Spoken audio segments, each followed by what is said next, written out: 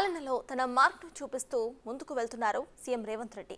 ఎన్నికల్లో ప్రజలకు ఇచ్చిన హామీలను అమలు చేసేలా అధికారంలోకి వచ్చిన మరుసటి రోజు నుంచే వాటిపై దృష్టి సారించారు.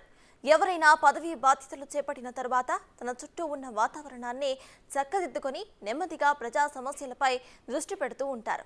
కానీ రేవంత్ మాత్రం అందరిలా కాకుండా పరిపాలనలో ఓ కొత్త ఒరవడి శ్రీకారం చుట్టారు.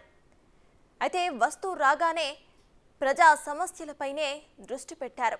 అందుకు ప్రగతి భవన్ను ప్రజా భవన్గా మార్చి ప్రజా సమస్యలు తెలుసుకునేందుకు ప్రజావాణిని నిర్వహించడమే అందుకు నిదర్శనం.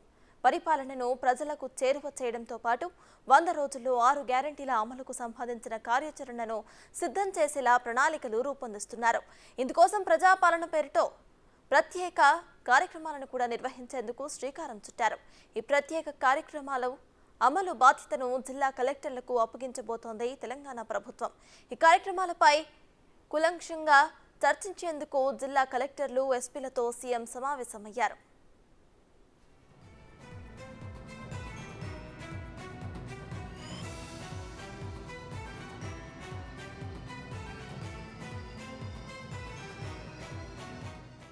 ప్రభుత్వం ప్రజలకు ఇచ్చిన హామీలు, తీసుకున్న నిర్ణయాలు అమలు జరగాలంటే అధికారులు, ప్రజాప్రతినిధులు జోడెద్దులాగా పనిచేయాలి. అప్పుడే అనుకున్న లక్ష్యం దిశగా మనం ప్రయాణం చేయడానికి అవకాశం ఉంటుంది.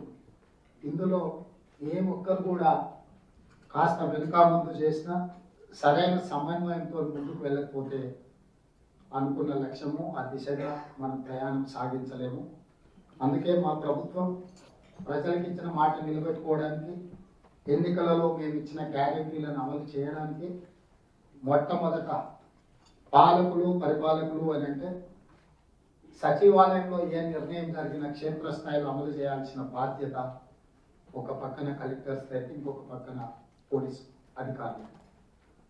సో ప్రత్యక్షంగా ప్రజలతో సంబంధాలు ఉండాల్సిన వాళ్ళు, ఉండేవాళ్ళు జిల్లా కలెక్టర్లు, జిల్లా ఎస్పీలు అండ్ కమిషనర్స్.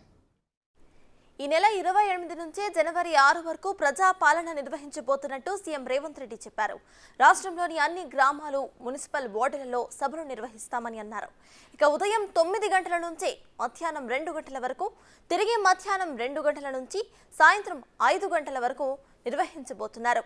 ఈ సమావేశానికి ఉప ముఖ్యమంత్రి మల్లు భట్టి విక్రమార్క, మంత్రులు, ఉన్నత అధికారులు హాజరయ్యారు.